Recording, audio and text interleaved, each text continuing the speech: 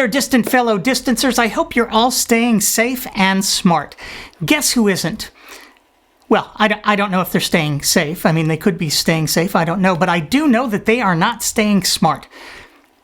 Although that's not really fair, is it? If you've never been smart, you have no way to stay smart. Let's start with Mr. Successful, Jared Kushner, who said this on Fox and Friends. I think you'll see by June a lot of the country should be back to normal. And by normal, he means before we had vaccines or treatments for things like polio, measles, tuberculosis, that kind of back to normal. And the hope is that by July, the country's really rocking again.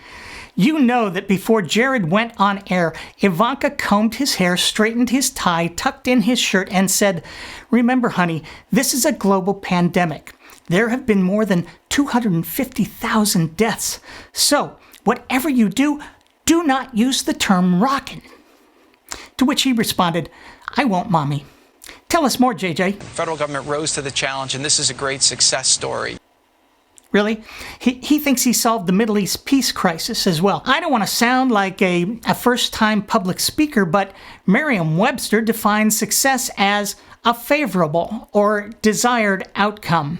His father-in-law's federal response has been a great success rather than a minor one because they thought only 60,000 people would die, and they're already rounding plus 30% at nearly 80,000 U.S. deaths, and it's only May. Is Jared working for the National Funeral Directors Association? Is he working for Doctors Without Resources? What the f***?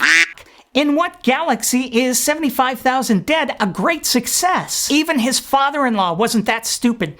Watch him catch himself during the Fox News town hall at the Lincoln Memorial Sunday night. That's one of the reasons we're successful. That's one of the, if you call losing 80 or 90,000 people successful. No, I don't. No one does. Well, maybe really bad people, but otherwise, no one thinks losing 80 or 90,000 people is a success. Except Jared, of course. But my favorite stupidity of the week has to go to my old buddy Dennis Prager of PragerU fame. Go Devils! Who posted this winner on Twitter. The lockdown is the greatest mistake in human history. Never one for hyperbole, Dennis thinks...